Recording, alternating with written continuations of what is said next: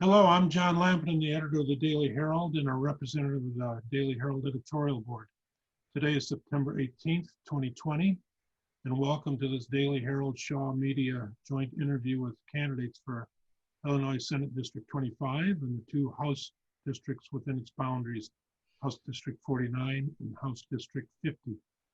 I'm joined by John Solly, editor of Shaw Media Illinois, John Etheridge, editor of the Kendall County Record, and Madhu Krishnamurthy, senior reporter with the Daily Herald.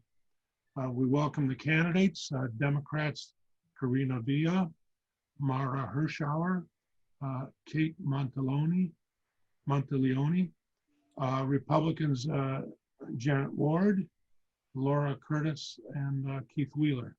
We'll vary the rotations of our questions, and Karina Villa, we'll begin our questioning with you. Many of the businesses in Illinois have been struggling with the demands from the, particularly the demands from the COVID pandemic. What are things that the state can do to help mitigate the problems for small business in particular in Illinois? John, thank you so much for the question. I want to first start off by saying that I was actually a school social worker for 15 years before deciding to run, but before that, my parents, I grew up in my parents' grocery store working from the time I was 13 to the time I was 25. So I absolutely value small businesses. And as a state representative, one of the things that was most critical to me was making sure that those small businesses obtained timely, relevant, user-friendly information for applying to grants or loans, and making sure that it was the small businesses that had less than 50 employees that were the ones that were getting the assistance, because those mom and pop shops, those are the backbone of America. They're part of the American dream. And so the state could really make sure that those small businesses under 50 employees had easy to access information and streamlined the process in order to really allow for these small businesses to get the help and assistance that they need. Thank you for the question. Okay, Jeanette Ward. Yes, thank you for the question. I believe that the people's legislature should have been called into session to have conversations with the people, with the legislators, especially concerning small businesses. Small businesses should have had a say, and I don't think we should have put undue burdens on them, like fining them for lack of compliance if their folks don't wear a mask. The last thing we need to do is impose penalties on small businesses. I've been endorsed by the National Federation of Independent Businesses because they know who's going to protect business. So the small business community needs to have a say in how the state is run. Thanks for the question. Okay, we'll go to Laura Curtis, Republican candidate in the 49th House District. Well, thank you, John. First of all, we need to safely get our businesses back open. There's no recovery without a business being open. So, that's the first step. The second step is we need to reduce burdensome regulation. I'm also a small business owner. I own an appraisal company, and I also have a real estate license. And I'll tell you, as a small business owner in Illinois, we are overregulated and we're overtaxed. And I would like to see the governor and maybe get a task force going to see what type of regulations we need to get our businesses back open, to remove speed bumps from, once they do get open, them being able to get back on their feet. We owe that to our small businesses. The second thing I would do is we need to take a look at our tax structure. Now is not the time to enact the fair tax. Barack Obama even said that you don't raise taxes in a recession. And we are in a recession right now in Illinois. So I think, it's three pieces. We got to get these businesses safely opened up. Let people, let's have faith in our small business owners that they know how to safely open up and that they don't want to do harm to their customers, because you want your customers to come back. That's the whole basis of having a business. So we need to get them open. We need to remove speed bumps to their success, including regulation and taxation. Okay, Maura Hirschauer. In the Okay, thanks for the question. As we saw the shutdown happening, I observed what Representative Villa's office was doing to reach out to small businesses. And what they needed most at that time was help and guidance from her office, which she gave. She helped them find masks that allowed them to stay open. And when I'm talking to small business owners in our district, like Karina said, the majority of them are less than 50 employees. And those federal loans from the government, they did not help them from the federal government because the majority of their expenditures was things like rent and things like that, which is where I think we at the state level could help with some funding and some grants for our small businesses, because our economy cannot rebound until we mitigate this pandemic. So we need to make sure that we have funding for PPE and testing and contact tracing. And then our small businesses can get back to what they do best, serving our communities. Okay, Kate Monteleone. Thank you for the question, John. I want to stress a point here, and that is we are in a public health crisis. And I think a lot of the issues around small businesses have, there have been attempts made to address their need at both the federal and state level.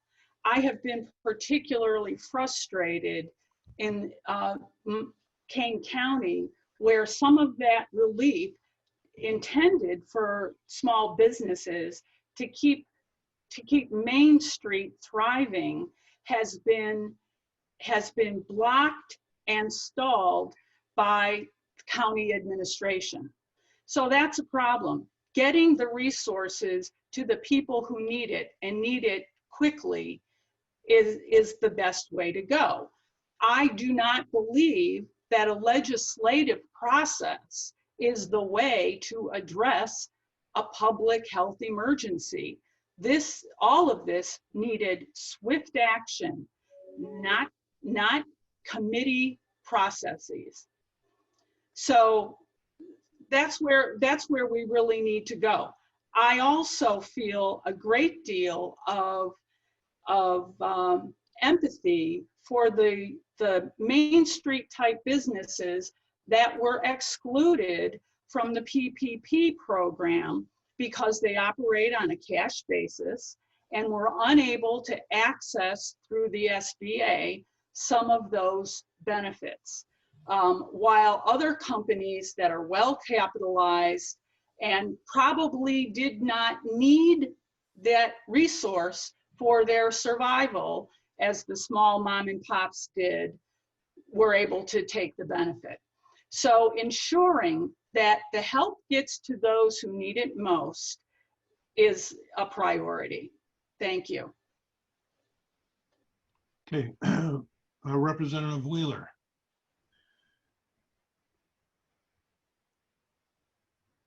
Good morning. Thanks so much for the question. This is one of the most important topics for me, period. This is one of the reasons why I ran for office in the very first place just a few years ago. Small business in Illinois is the backbone of where we begin to grow an economy that creates jobs and supports families. If you rewind just a few months ago to the middle of the pandemic, as a member of JCAR, the Joint Committee on Administrative Rules, we were right in the middle of a huge outcry from small business across the entire state regarding a rule, an emergency rule actually, that the governor's office moved through DPH that would potentially fine, even jail some small business owners if they did not follow the mandates that were involved in some of the governor's executive orders.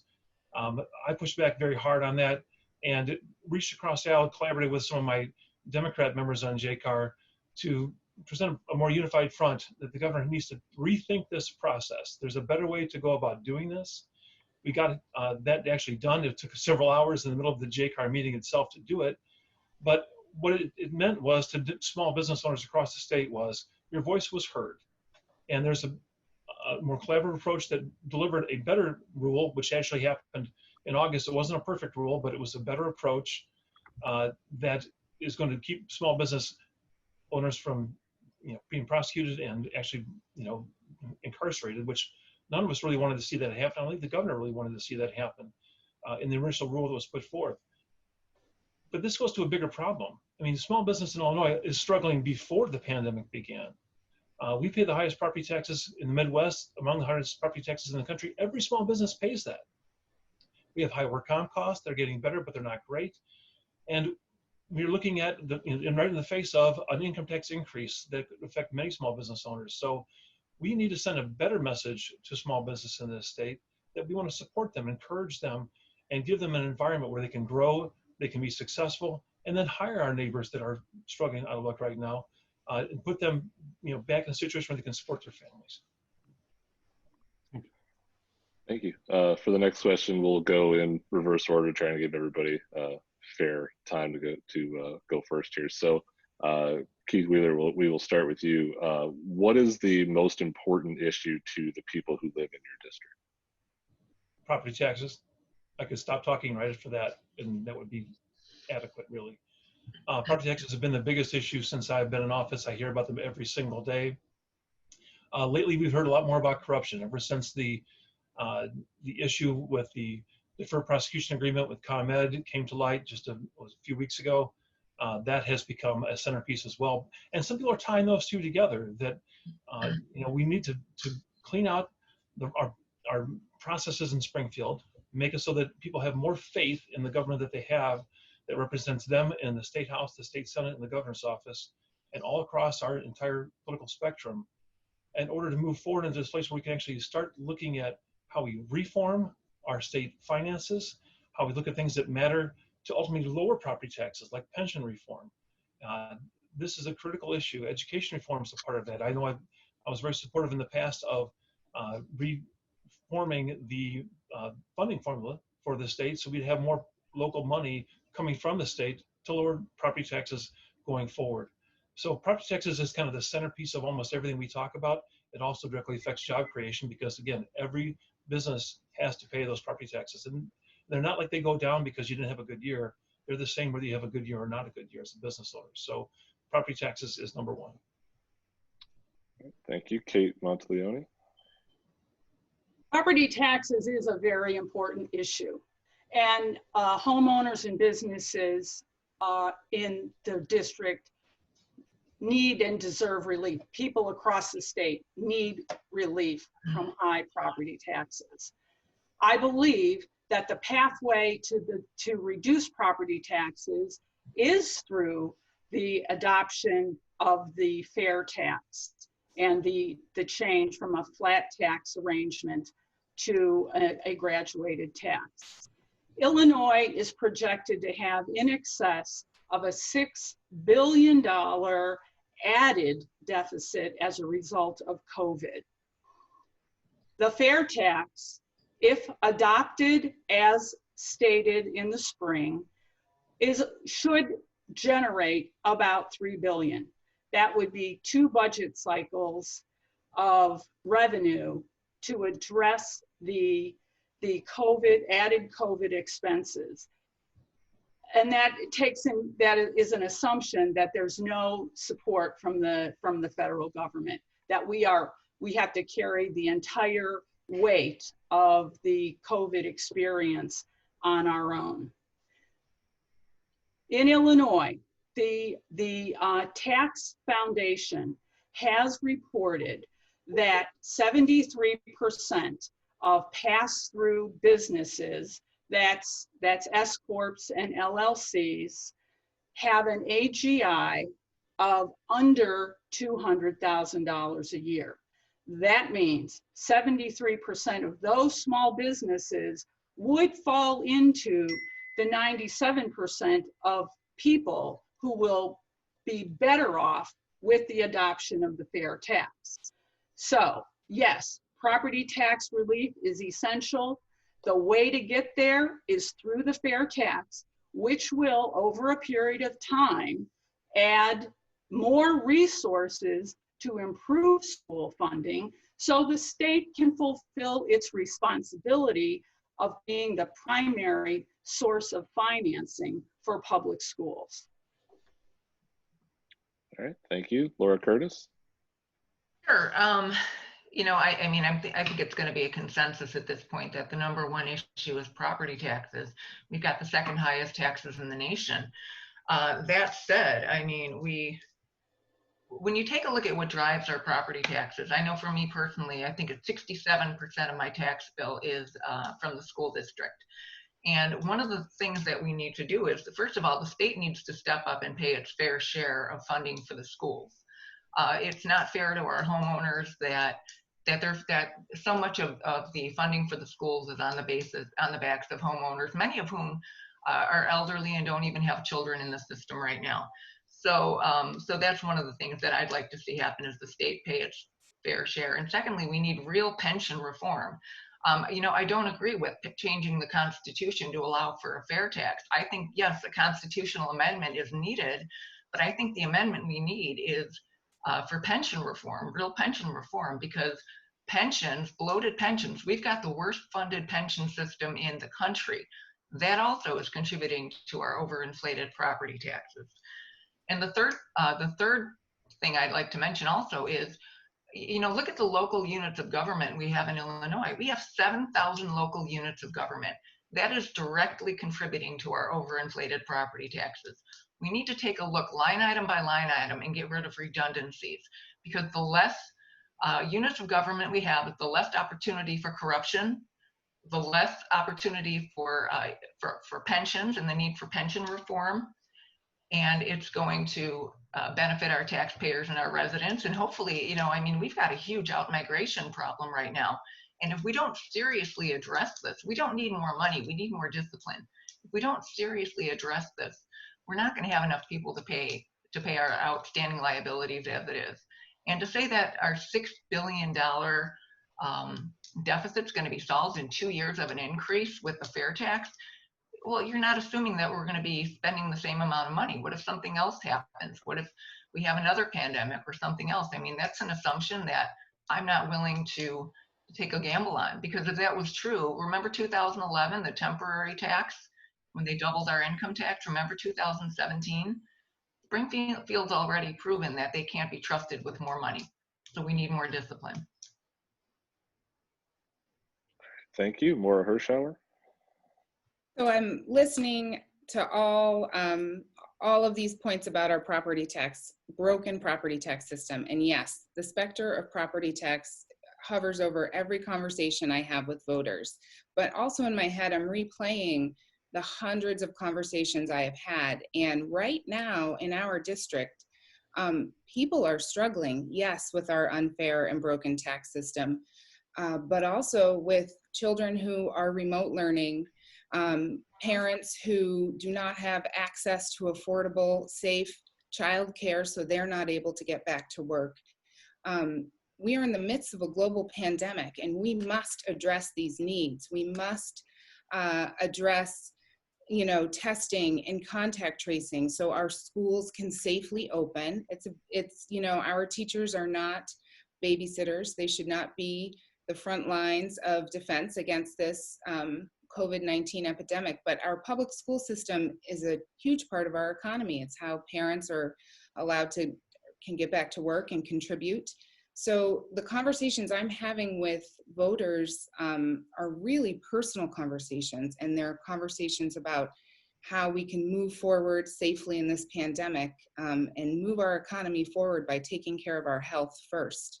So while I agree with you know, the specter of property tax and how we need to fix it with hopefully a graduated tax amendment, I'd say our focus right now needs to be on helping people through this pandemic. Okay, thank you. Jeanette Ward? I have to unmute myself. Yeah, what I hear a lot, in addition to taxes, when I'm talking with voters, is that they're very concerned about crime and the perception, at least, that there's one particular group of politicians who seem to want to defund instead of defend the police. Defunding the police doesn't help any minority community, doesn't help any community. And the voters that I talk to are very, very concerned about that. And in addition to the taxes, which is a big one, is corruption. And corruption is really a stealth tax. You know, in light of the ComEd revelation, where they agreed to pay a $200 million fine for bribing public official A, who is the Speaker of the House of Representatives, ethics reform is sorely needed. That costs the taxpayer in higher electric rates and no-show jobs for Democrat Party workers, and that's really unfair.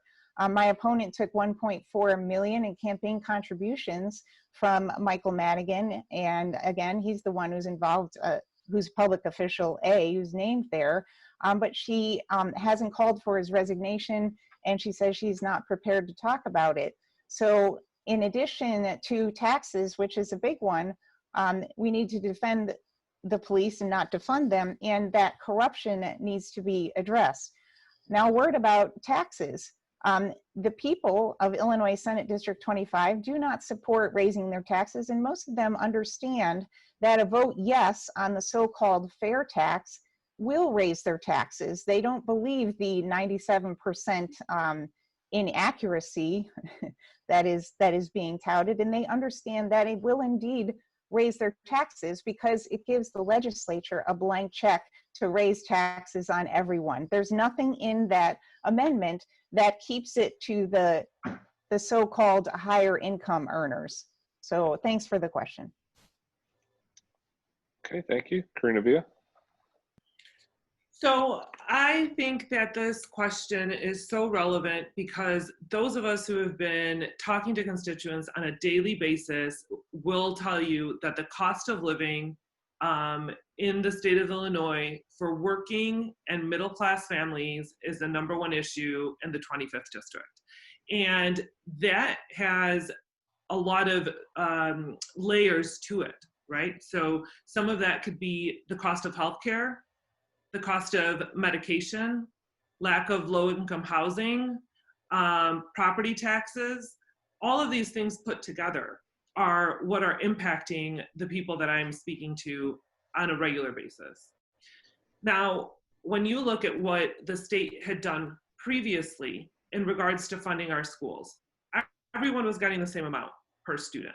So even if your community had houses $500,000 and above, their property taxes were then able to afford much more for their students compared to communities where the properties are maybe $200,000 and below. And yet the state was still giving the same amount to both of those school districts. I worked in West Chicago District 33 for 10 years, and then I was on the school board of the school district. West Chicago is one of the poorest school districts in all of DuPage County. We did all that we could with what we had. I paid my property taxes year after year, seeing them increase, and understanding that the money had to go to the schools. Now, after I left West Chicago, I went to go work for the Special Education Cooperative of DuPage County. And through that, I was a behavior specialist and was going around to many different school districts. And I saw what a difference property taxes from poorer school districts compared to middle and high income school districts, what a difference that makes. So I was very appreciative of those who had passed the equitable funding formula in our state, because that means that we, the poorer school districts, are going to start making, getting more money per student. So the urgent matter here is that we have to start making sure that we're putting as much money as possible into that funding formula that's equitable now. But then there's a second part of that. It is common practice in the state of Illinois for all of the school districts, year after year after year after year, to levy to the highest amount, even if they are fully funded, even if they have plenty of money in the bank. And those property tax, the property owners then are in charge of raising their money raising the amount of taxes that they're paying year after year after year. So I think that fully funded school districts have to take a hard look at what's happening in their communities and make the determination themselves with that school board whether or not they're going to continue to levy at the highest amount. And that is something that's not within our control. What is within our control is making sure that those lower income school districts like U46, like West Chicago, that those school districts are getting the funding that they need.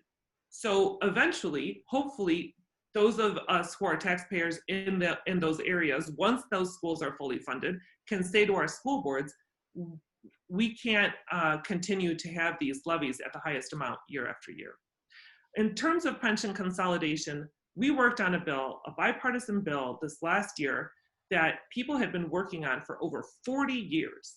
The freshman class this last session decided we were going to go to Springfield and we were going to get things done. So that police and fire pension reform bill, we went down, we said, this is a brilliant idea. It's something that needs to happen. And so it happened. And those are the kinds of ideas that we need to move forward with and not just continue to think that we're gonna, wait for someone else to take care of the problem. We need to actually find solutions for our constituents. I'm going to follow up on the graduated income tax. Several of you had commented on it. And, in the group we have here, Democrats are supporting it. Republicans are opposing it. If I'm wrong about any of that, please clarify when we get to you. We're going to start with Maura Hirschauer with this. And I've got a couple of devil's advocate questions. The criticism that opponents to the referendum raise is that you can't trust Springfield for the money, that there are no controls. The response that proponents are, well, there are no controls right now. Some would argue that, well, it's just going to be a lot easier when you can pick and choose who to raise taxes on. Would you pledge not to raise, for the Democrats, would you pledge not to raise taxes, if this passed, not to raise taxes beyond the rate structure that's been set out with the referendum? And also, critics will say, well, the problem Illinois has the problem Illinois has is a spending problem, and in particular, and why is it so easy to put a tax referendum, a constitutional amendment for a tax referendum, but not one for pensions? And I guess I would ask for a response to that. To the Republicans, I would ask, what's wrong with people with more money, paying shouldering a greater share of the tax burden? So we'll start with Maura. Okay. All right. So I think it straight to the heart of the matter when you're speaking about trust in Springfield. And when I'm talking to voters and we're talking about the fair tax, the pros and the cons at the door, because the beauty of this is that it is on their ballot. It is up to the voters whether they want to change our tax system or not. So we're talking about it at the doors and on the phones. And after decades of corruption and mistrust in Springfield, they are unsure they want to change our Constitution right now. That is why every day I'm there building trust. I live in this community. I'm raising a family in this community, and I pay taxes in this community too. So, we should not balance the budget on the backs of the middle class. So I am working to build trust and transparency and accountability within my district so that when I do go down to Springfield, they will trust that, it is not, I do not want to raise taxes on the middle class. So that said, Illinois has one of the most regressive tax systems in the United States when you're taking into account state and local taxes. And it drives income inequality in our state. Our working and middle class families are paying a much larger proportion of their income to state and local taxes, and therefore they are unable to break free of this burden. You know, and it is an unfair, inequitable system. And if the poorest 20% in our state are paying 14% of their income in taxes, and the cost of living here with healthcare, with simple thing like the cost of a gallon of milk, you know, it's hard for families to make it work. And I believe a graduated income tax will put that relief on the middle class. And then there was a question about pension. Yes. Right? Okay. You know, pension reform is critical, and it is something that, again, the heart of that issue of pension reform is mistrust in Springfield. You know, decades of mismanagement of our pensions, and I think what we need is some open-minded, smart leaders to get down in Springfield and to get everyone at the table. This can be a bipartisan issue. We need real ideas, you know, like the consolidation of the police and fire pensions. And we need to really get down to business and put our partisan politics aside, because this affects everyone, no matter, you know, what side of the aisle you are on. Thank you. Laura Curtis? You know, I always, when I hear the word fair tax, I want to laugh, because what we have right now is a fair tax. The definition of fair means equality. Everybody pays the same. And I do take issue with it being marketed as a fair tax, because it's not a fair tax. It's a progressive tax. So right now, what we have, the way our Constitution is structured, everybody pays the same rate, which means politicians can't pick and choose which constituency they want to raise money on. Right now, we're going to be opening up a Pandora's box if we allow this to happen. Even the Illinois Policy Institute says that, you know, this is just opening the way. You know, suddenly thousands and millions of Illinois residents are going to wake up and find out that now they are suddenly rich, because the sliding scale is now going to be affecting more and more of the middle class. So I think right now what we have is the best protection in the state of Illinois, because A, it's protecting everybody by everybody having the same amount of skin in the game.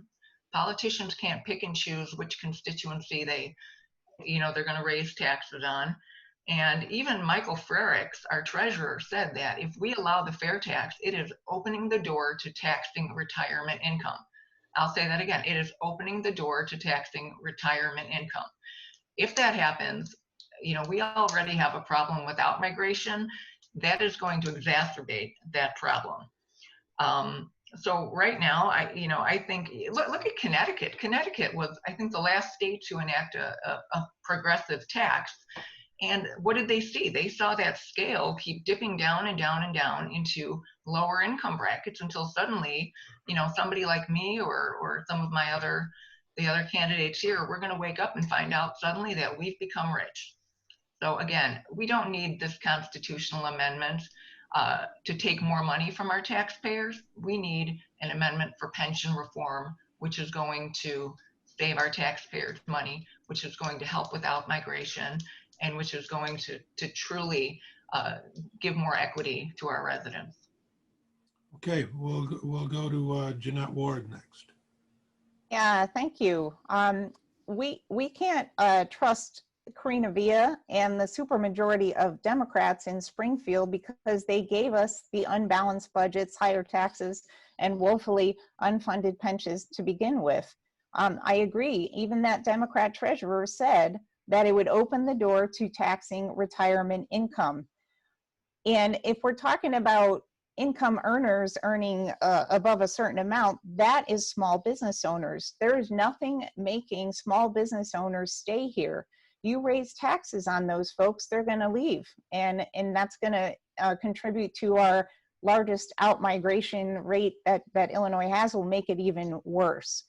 So there is nothing, again, in that unfair tax amendment question on the ballot that limits them from opening it up to any part of the constituency. It gives them a blank check to raise taxes on everyone, and people will leave. So I'm very much against it. Okay. Karina Villa.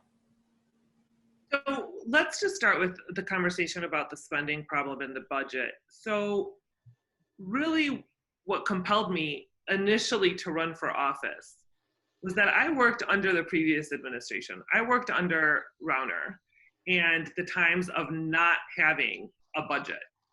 And I saw those last 3 years, slowly, the impact start to happen to my families that I worked with. Families who needed desperate help, mental health services for their students.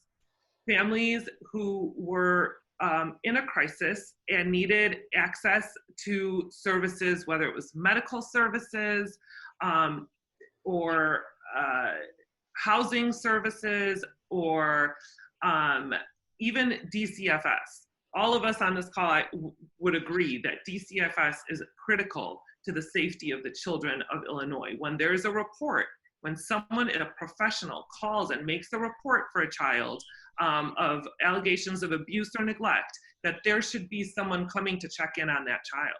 And I, as a school social worker, would make phone calls during the last administration, the Republican administration that did not have a budget, and services were slashed, which then led to my phone calls being received with, there's 300 calls ahead of you. With, in the past, when there would be a 24-hour turnaround time for a response to calls, it would be 3 or 4 days before I heard from anybody. That is what happens when you don't have a budget. That is what happens when you don't value human life, when you don't value the needs of our children. And so when we talk about there's a spending problem, if you think spending on protecting our children is a problem, well, I just don't think you should be running for office. So when it comes to the fair tax, your question was, do I pledge not to change that structure? I believe that that structure is a fair structure, and I believe that it is the right way to go. So you asked us to pledge that we would not change that structure. And yes, I do pledge that if the fair tax were to pass, that I would not change that structure. Okay. We'll go to Kate Monteleone next. Thank you. Okay, so the fair tax, the flat tax in Illinois that everyone pays the same is a very regressive tax because people of middle and lower income pay a higher share of their total income toward the overall tax burden. When added to the taxes for fees, property, sales tax, all of the taxes, which are all very high in the state, their share, the situation of their being overburdened is even worse. So yes, for that reason, I believe that transitioning to a graduated tax, like most other states in the country, is the right way to go. And also the federal government, by the way, has a graduated model. It works. The programs that are funded through income tax in the state include social services, healthcare, law enforcement, and education. The services that drive communities that everybody relies upon. And over the last 20 years, real spending in terms of actual dollars going into those programs has actually declined, not increased. I would argue that when people say we have a spending problem, what we really have is a debt problem. And that goes to the root of the pension question. Pensions were put on a deferred payment plan going back to the Jim Edgar administration when they created the Edgar ramp that would amortize the cost of pension liability over a 50-year horizon, and then failed to pay it for about 20 years. So we got upside down with the liability. It's not because we have pensions, it's because we were bad stewards at the state level and failed in our responsibilities. Just as Karina highlighted, in the Rauner years of no budget, we were failing our responsible obligations to the communities that we serve. So yes, the progressive tax is a way to get on a path to generate increased revenue for this 4 bucket areas that I highlighted of social programming, and which happen to be the same areas that are getting the most adverse impacts from COVID, with higher costs for law enforcement, for emergency workers, for healthcare, for education. So I do support the fair tax. I would pledge to uphold the plan that has been adopted if the amendment passes.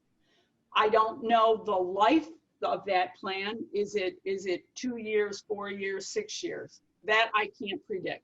But definitely in the life of a single term, I would pledge to uphold that. I would like to also say another thing about pension reform. Again, going back to my comment about it being an issue of debt, I want everybody to realize that there's already been pension reform. People who became employed in the state after 2010 entered with a totally different pension package than everyone else. Their COLA is not 3% across the board. It is not compounded. They have to have more hours or more years of service in order to retire with full benefits. There have been a lot of changes. We have a responsibility to pay our bills, and the better way to do that is probably to look at a re-amortization schedule on the overall pension liability that is outstanding. And doing that would require actuarial review, because Illinois has a bad track record of pulling ideas out of their pocket and not going through all of the hard analytical exercises to ensure that they're deliverable. Okay, Keith Wheeler.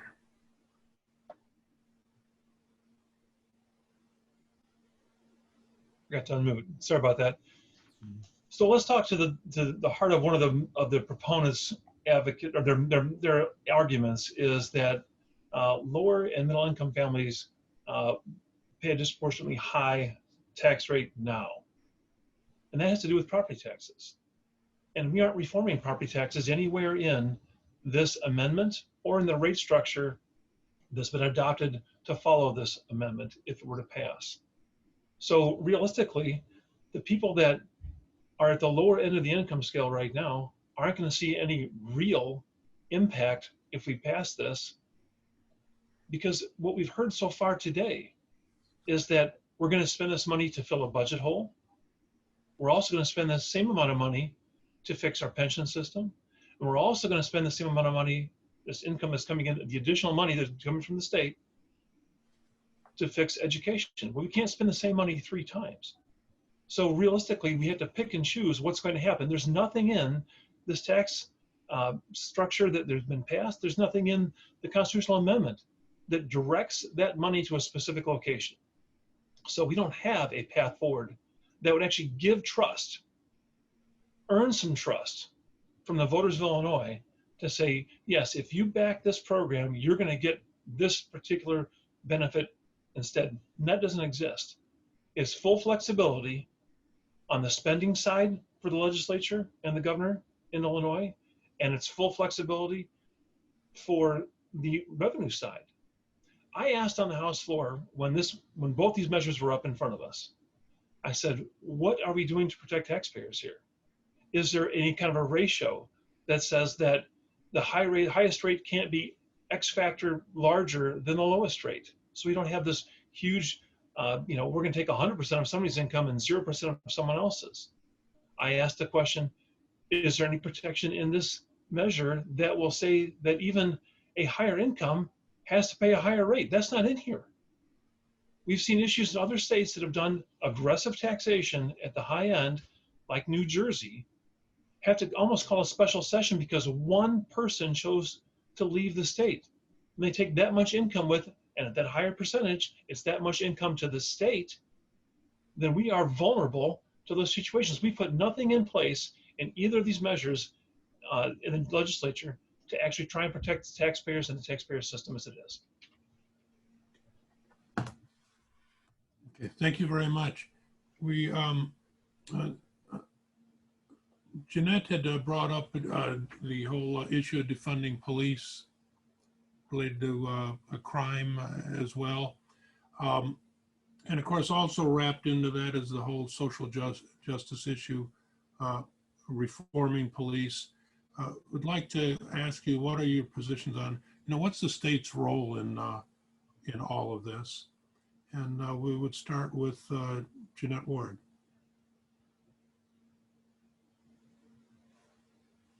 You're muted right now, Jeanette. Thank you. Sorry about that. I say some of my best things when I'm on mute. So. Well, again, I would emphasize that the police don't need to be defunded. They need to be defended, especially in minority communities, because when you take away the funding for police in minority communities, which is what tends to happen, the problems in those communities get worse. So that doesn't help anybody. Our democratic society is uniquely able to confront prejudice and weed out discrimination and promote equality. That's one of the best things about America. So while racism still exists in the heart of some, I think that systemic racism doesn't pervade our institutions. And as a senator, I will be deeply committed to bring both law enforcement and communities of all colors to the same table to build trust, understanding, and strong lines of communication. I think that we need to reject the language of division that has torn our country and our communities apart, and we should instead focus on the goal of living together in peace. Karina. Thank you for the question. I have a mental health advisory committee that's made up of numerous people that work in the mental health field, as well as constituents. And we meet on a regular basis through my office, through my state office. And one of those people is actually a police officer. And one of the things that he brings up time and again is the fact that there needs to be more mental health funding, because he can't do the job of social worker and police officer. And more, he is having to do that social mental health type of work. And he sees the stress on the individuals, on the community, on the families. So that's why he is part of my mental health committee, why he comes every single time we have a meeting. We just had one last night, and we talked about this at length, about how police officers' jobs are changing so much, and the need for real mental health opportunities for the community.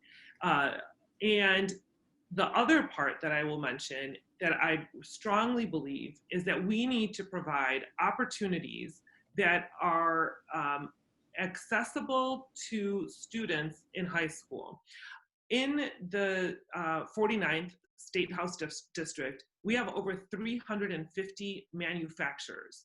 before COVID, I was going and touring these manufacturing companies, and I was meeting amazing people doing amazing work, who were doing so much in the community. And every time they would say to me, Karina, we need workers. We need workers. Please help us. Send us people. We need employees. We don't have enough employees. Please, please, please help us. And it was this common conversation.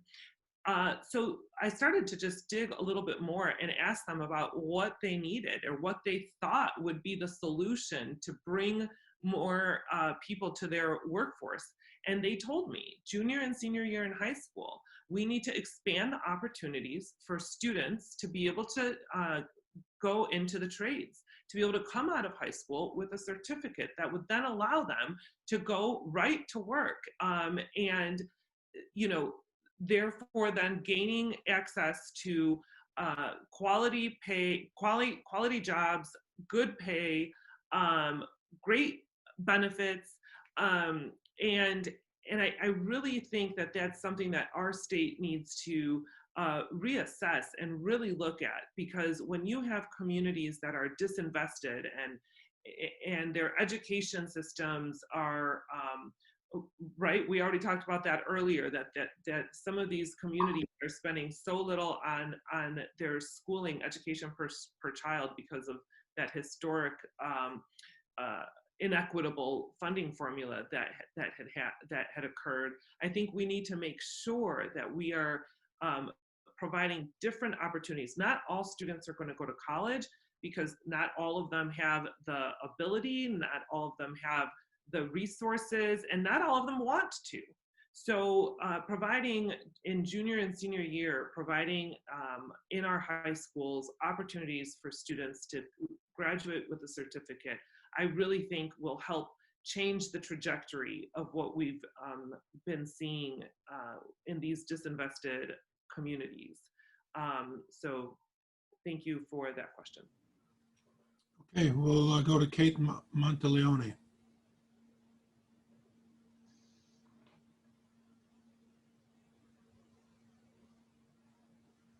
You're muted, Kate.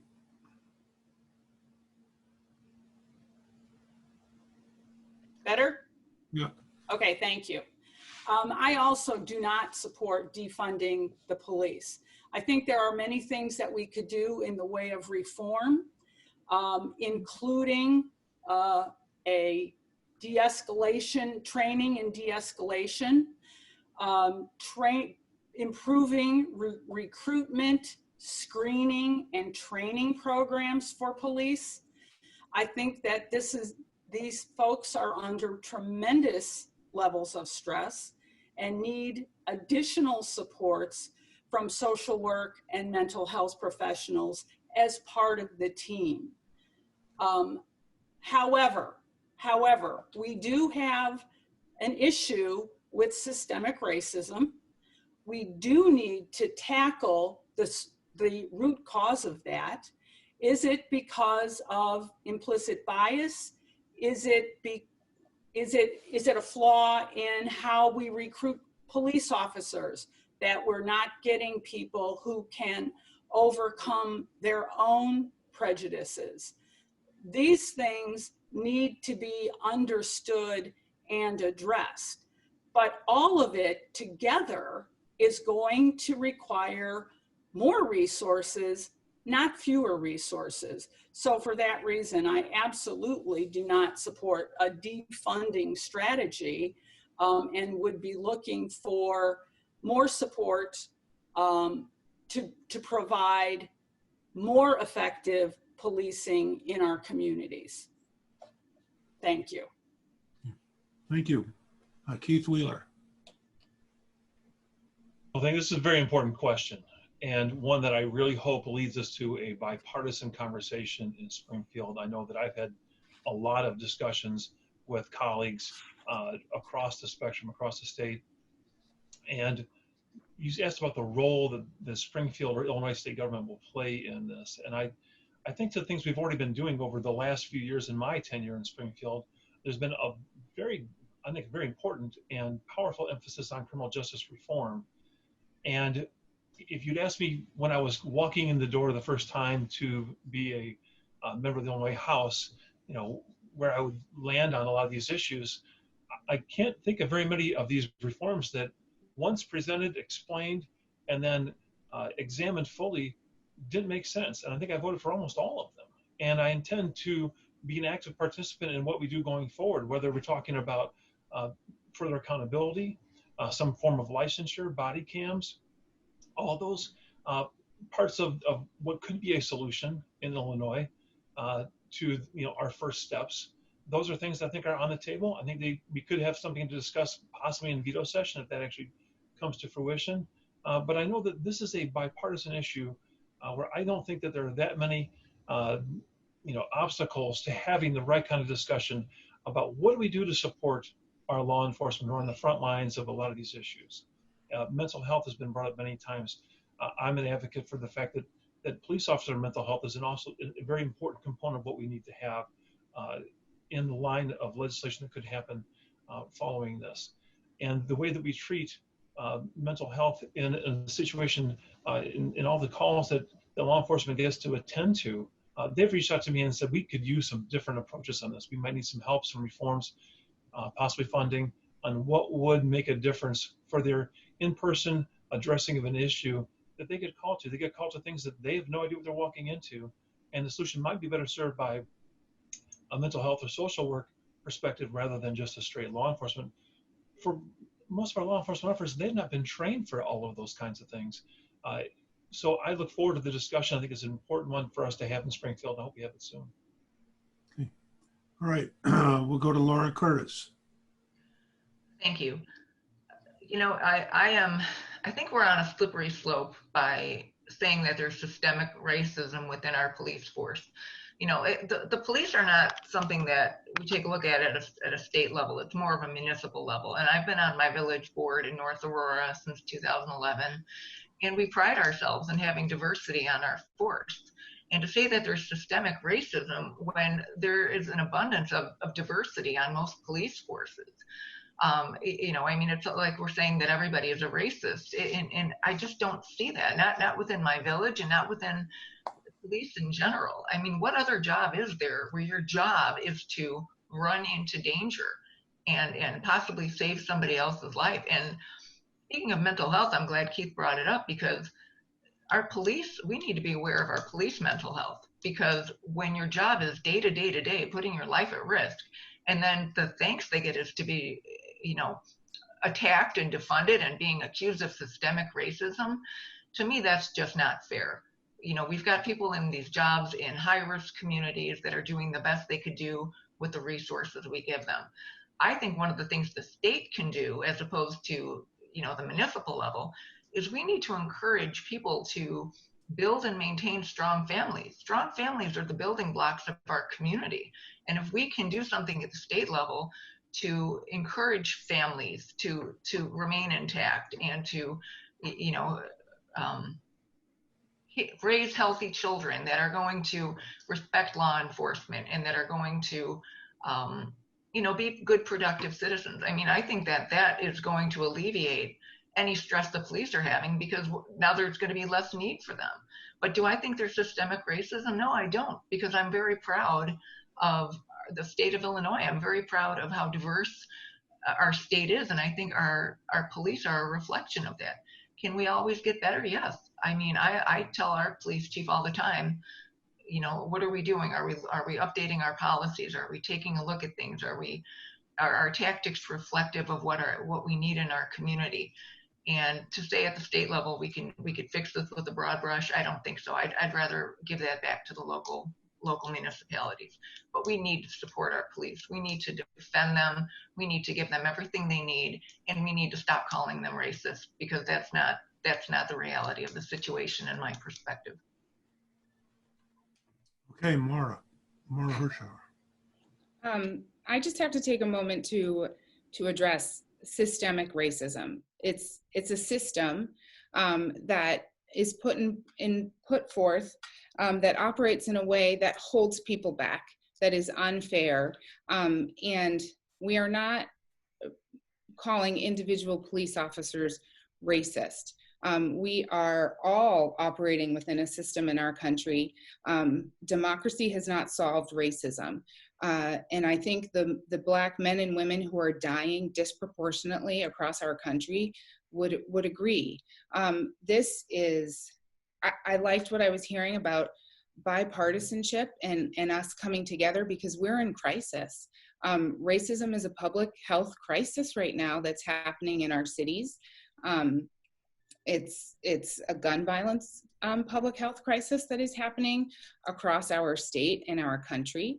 And we need fundamental changes to our criminal justice system, starting with policing and moving towards the court system. You know, in Kane County, I don't want to say numbers because I'm not sure I have them completely correct, but Black people are disproportionately represented in our Kane County jail compared to how many Black men and women are in Kane County. That's systemic racism. And that is something we need to address. I think at the state level, we can pursue issues of criminal justice, issues of body cameras, issues of police accountability. I am by no means pointing fingers at any individual police officer. That is an amazingly important and heroic job. But I am saying we need to take our personal feelings out of it and acknowledge that there is a problem in this country that is holding people back. And I think we can work together to enact anti-racist policies in housing, in education, in healthcare, and invest in our communities. Community-based violence programs, anti-violence programs that are coming from stakeholders within that community will go a lot further, I think, than some of the things we have in place with our policing programs. So I think an investment in community-based services is incredibly important, and rethinking our criminal justice system is critical. Okay, we're about out of time. We wanted to give you, so we need to wrap up. We wanted to give you each about 1 minute. I'll try to keep it tight to just make the case for why the voters should vote for you over your opponent. We began in this 25th Senate District with Karina Villa at the start of this. So to end, we will begin with Jeanette Ward in the Senate 25th District. And you got about a minute. Thank you. Yeah, thank you. I'm Jeanette Ward, and I'm running to protect freedom, faith, and family. It's hard to have freedom in Illinois when taxes and corruption are crushing our residents.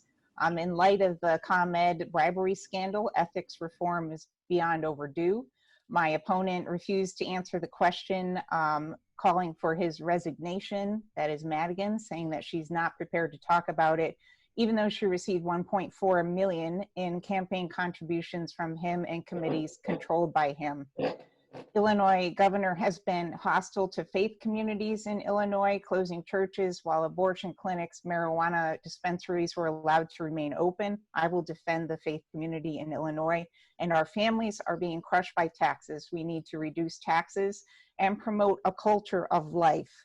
I do value human life, and that is why I don't support the most radical abortion law in America that was co-sponsored by my opponent, and neither do the people of Senate District 25, and they made taxpayers pay for it, and again, she was a co-sponsor. Finally, protecting families means defending and not defunding the police. So I'm Jeanette Ward, running to protect and defend freedom, faith, and family. Karina Villa. Thank you. As a school social worker, I worked tirelessly with families for 15 years. I know what the community has been struggling with. I know the personal stories of the 25th district that people have shared with me. In those moments of rawness and openness from the community, they have told me that they are looking for a reasonable person who's going to reach across the aisle, who's going to do the hard work in Springfield, who's going to represent them, and who already has a proven track record of all of these things. Numerous times in Springfield, I reached across the aisle. I asked for mentorship and friendship from my colleagues across the aisle to help me improve my legislation. I worked hard and tirelessly for the people in my district during the pandemic, protecting those who needed protecting the most, which included the manufacturing workers who weren't being protected at work during COVID. I will continue to work tirelessly to represent the voices of all of the people in the 25th district once I am elected state senator. Thank you so much.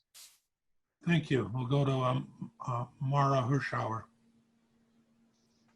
All right, thanks. You know, this is a really good question, and it's interesting to think about what makes me a unique leader, and the best governing bodies are rich and diverse in their experiences. And I have experiences all through early education to adult education. I understand empathetic listening. It's something we are lacking at the federal level right now, and compassion and empathy can go a long way to furthering conversations and reaching across the aisle. You know, I'm every single day out in our community listening to people's concerns, and I am talking to all voters. I am knocking on doors with flags from my opposite political party, and I'm not afraid to do that because it is important to me to know, you know, what our community needs, whether you're voting red or you're voting blue.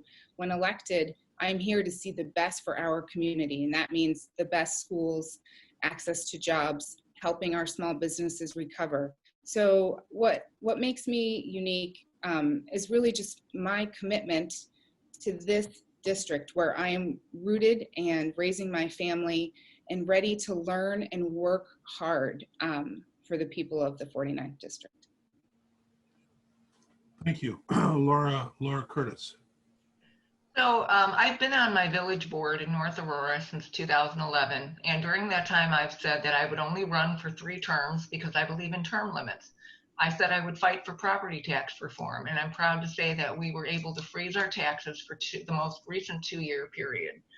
And I'm also proud to say that our budget, our bond rating has been increased to a AA+, which is a notch below perfect. The state of Illinois is a BBB-, a notch below junk. So I've got a proven track record of doing what I say I'm going to do, getting things done, and having a fiscally conservative bent, which I'd love to take down to Springfield. So if you're a voter and you believe in term limits and you believe in somebody who's going to do what they say they're going to do and believes in let's get the property taxes and the pensions done, I won't vote for the fair tax. I will not vote for Mike Madigan as speaker, who, by the way, has funded my opponent's campaign at over $250,000, and I will fight corruption. And I would like my opponent, I'd like to call her out and ask her on her most recent mailing piece if she would name the name of who I am associating with, who is accused of repeatedly sexually molesting young girls. Because as a mother of a 20-year-old daughter who always has young girls in my home, I'd like to know who it is that I'm allegedly associating with that is molesting young girls. Thank you. And that's why you need to vote for me, because I'm sick of the corruption. I'm sick of the taxes. I've got a record, and I will go to Springfield and I will work for the voters. Laura, did you want to respond to that? If we want to get into a back and forth about mailings, you know, I would like to know how. Of associating with a sexual predator. I want to know who it is to protect my family. I want a name. That's all I'm asking for. If you're mailing it out, I need to know who I'm associating with that is a predator. You are accusing me of being part of a cover-up that happened in 2012 that with a sexual assault, which centers around a real victim. We have Lane is a Republican donor who gives money to the Illinois Republican Party and also gave money to Roy Moore. There's a line, there's a thread there that we can connect. There is no thread connecting me to a sexual assault that happened in Champaign, and there have been mailers that have gone out about that too. I didn't bring that with me here today because I do not want to participate in this back and forth, but both sides are egregious right now. I would agree with you. Okay, let's move on to Keith Wheeler. Well, thank you. Thanks for hosting us today. I appreciate it. I think it's an important dialogue that we've had. I want to point to the fact that we all want to see Illinois improve. And we improve more when we work together than when we work apart. I've demonstrated in my 3 terms that I've had in Springfield that I can not only lead on important issues, I can work across the aisle to get results. I serve in a unique role as the Republican co-chair on the Joint Committee on Administrative Rules, which is, in my opinion, not only the most important, but the most powerful committee that exists right now in Springfield. It is still meeting year-round, every month. We just got back from Springfield on Tuesday. That is an opportunity to work across the aisle in a way that's very collaborative and earns the respect and trust of members of both sides of the aisle. I am the spokesman on 3 different committees, all substantive committees in the House, which I think is more than anybody else gets to do right now. And I appreciate that because I take on the workload, I work hard, I try to understand the issues. There's issues that I understand from my background in construction and in IT and as a small business owner, but there's also things I don't know enough about.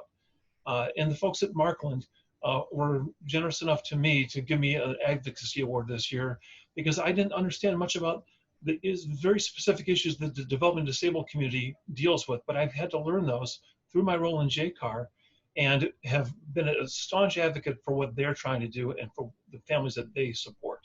So with that, I appreciate the opportunity to be here with all of you today, and I look forward to another term in Springfield working for everyone in the 50th District.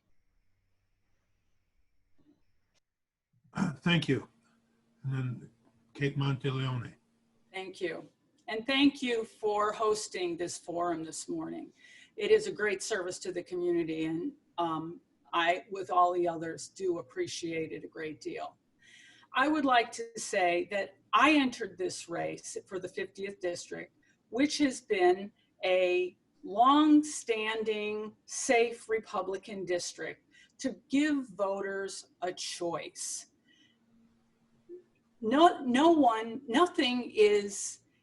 speaks more clearly that someone's vote doesn't matter to me than an unopposed candidate. So that's why I entered the race. And I'm bringing to this role 6 years of prior experience as an elected library trustee and board chair, and 25 years leadership experience in healthcare and university settings. And I want to share with all of you that my campaign has not accepted any money or staff from Mike Madigan or the Democratic Party of Illinois. I will represent the priorities of the community, which are, and including healthcare that is affordable and accessible through a public option plan, property tax relief for homeowners and businesses, investments in education and clean energy jobs. I have been endorsed for this in this campaign by the Fox Valley Building and Construction Trades, the Democratic Women of Kendall County, Planned Parenthood, and I am a Gun Sense designated candidate with Moms Demand Action. I am eager and excited to serve the people who live and work in the 50th District. Thank you. Thank you so much. Mm-hmm. Thank you, everybody. That concludes today's interview. We want to thank the candidates for their time and their participation. Good luck on your campaigns. A reminder to our viewers that the election is November 3rd and early voting begins September 24th. That will include mail-in voting this year. We encourage all voters to research the candidates and issues in all the races and to make use of the Daily Herald and Shaw Media as part of that research. Ultimately, informed voting is one of the most sacred obligations a citizen has if a democracy is to flourish. Thank you for watching and stay well.